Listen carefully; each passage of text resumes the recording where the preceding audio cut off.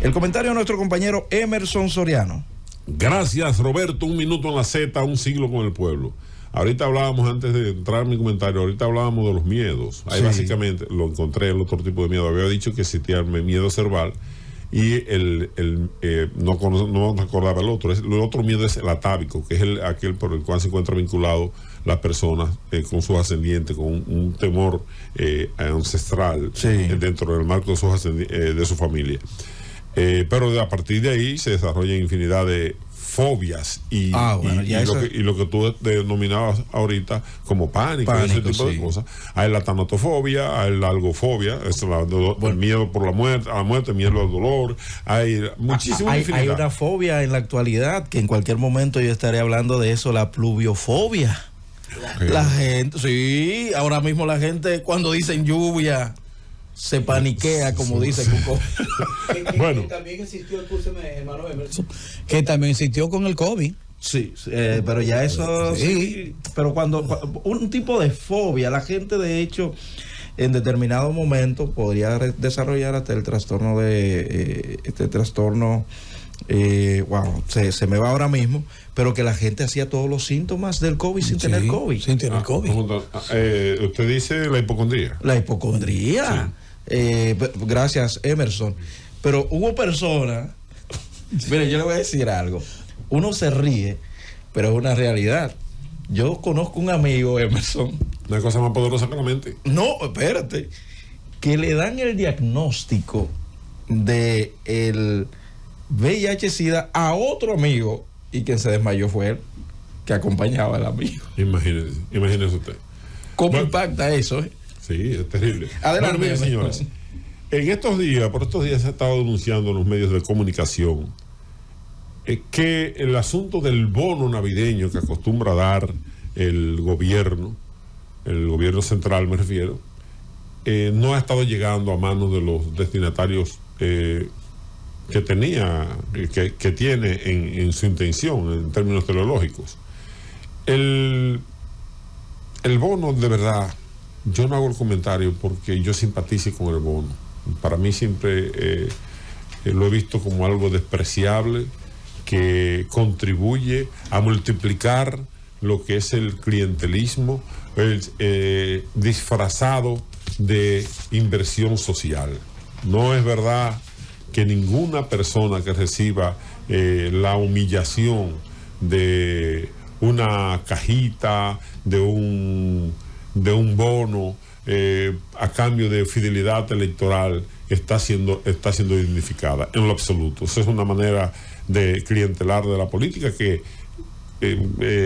desemboca en lo que ha existido aquí desde la época de la independencia de la República, con el final del Estado colonial, el vacío que dejó el Estado colonial, que se llama patrimonialismo estatal.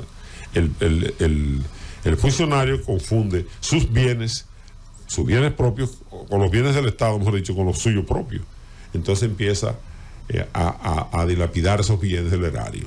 Surgió porque el vacío que dejó el poder colonial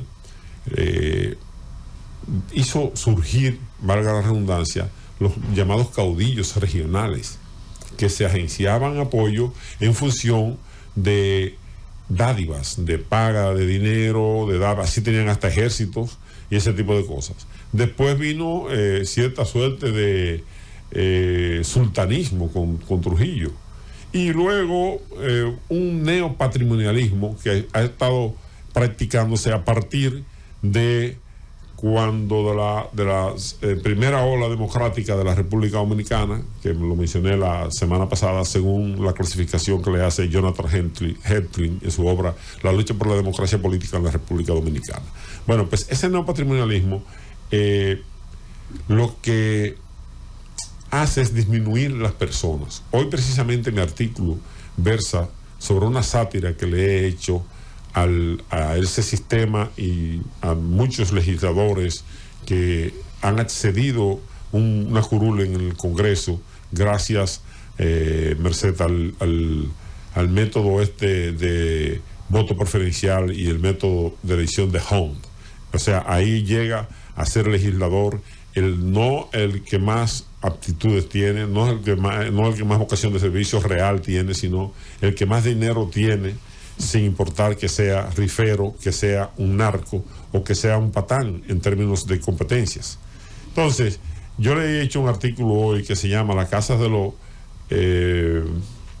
los Pachún Macheu o Batau, como se pronuncia en inglés, que es una o la ópera son los personajes de la ópera Los Cuatro Cuartos de Bertolt Brecht, donde Macheo es el jefe, el rey de la mendicidad, vive de la mendicidad, tiene una legión de mendigos pidiendo en la calle, pero tienen que pagarles sus impuestos a él por él protegerlo y ese tipo de cosas.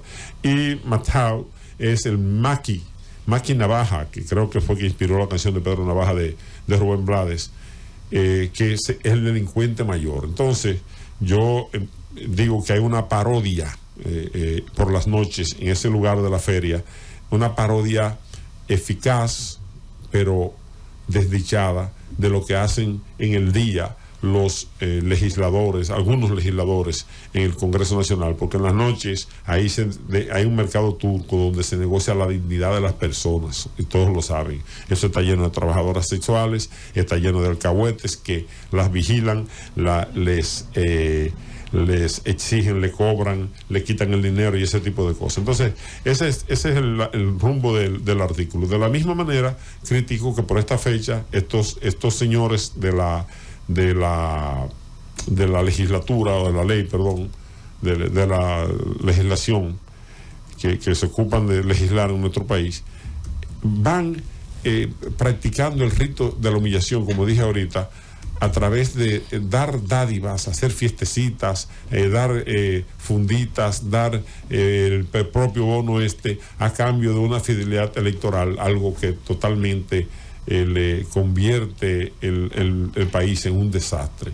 Nadie se detiene a ver la diferencia que planteaba, por ejemplo, en aquella discusión muy célebre que hubo entre Carl Schmitt, que fue una de las mentes más fértiles y provocativas que produjo el siglo pasado. Fue ministro aunque fue ministro de defensa, de justicia de Hitler, pero fue una de las mentes más fértiles y provocativas, insisto, que produjo el siglo pasado. Tenía una posición respecto de los liberales en cuanto al estado de excepción, el concepto de estado de excepción, en la cual intervino Walter Benjamin, planteando que el estado de excepción era la regla y que la excepción era el estado de derecho, y que había que armarse de valor para estructurar una sociedad que hiciera prevalecer un verdadero estado de excepción, que era el del beneficio común para todos. Eso es lo que ayer oí un teórico aquí mismo en la Z hablando de déficit democrático, y hablando de que el déficit de la democracia residía, destacaba como uno de sus puntos deficitarios el hecho de que no se hacen debates como el debate entre políticos, candidatos. De ideas. Eso lo entrenó John Fitzgerald Kennedy y Richard Nixon, que para mí Richard Nixon era un intelectual, uno de los hombres más prolíficos en términos intelectuales. Decían que tenía un negro literario, porque ese es el término despectivo que se utiliza para designar a quien escribe por otro, y le atribuían eso, sí, y le atribuían eso a, muy racista, por cierto, y le atribuían eso a Henry Kissinger, que fue otro intelectual. Vendría siendo más antiguamente un escriba. Sí, una pérdida reciente, para mí una pérdida, porque fue un hombre verdaderamente que entendió el Estado y las relaciones diplomáticas. Pero el asunto es que ese debate es lo que él pone como ejemplo, esa ausencia de debate, para demostrar que la democracia nuestra es deficitaria. La democracia está siendo deficitaria en tanto y cuanto no resuelve los problemas principales de la humanidad, no lo ha podido resolver. Mientras yo vea en un país, no solamente sucede aquí, en otras latitudes también, en múltiples países, que una de las ofertas de campaña es mitigar el hambre, todavía ya sabemos por dónde andamos, ya sabemos por dónde anda la democracia, ya sabemos cuál es el éxito que ha tenido la democracia. Yo prefiero que perfeccionemos la democracia, ojalá que se pueda, porque igual que Winston Churchill, opino que es el peor de los sistemas, excepto todos los demás. Entonces yo soy un demócrata a carta cabal. Soy un poco conservador, no tengo esa tendencia ya hacia la izquierda, no la tengo, lo puedo confesar. La tuve en su momento, la infuncionalidad demostró que no. En estos días me decía un amigo entrañable, que para mí como un padre, oye, pero de lo que tuvimos en la izquierda no conseguimos sacar por nosotros mismos un solo regidor. O sea, un asunto que no convocó el interés de la gente, de las personas.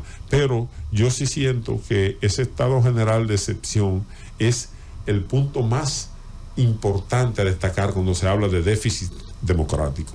El estado de excepción, ¿cuál es?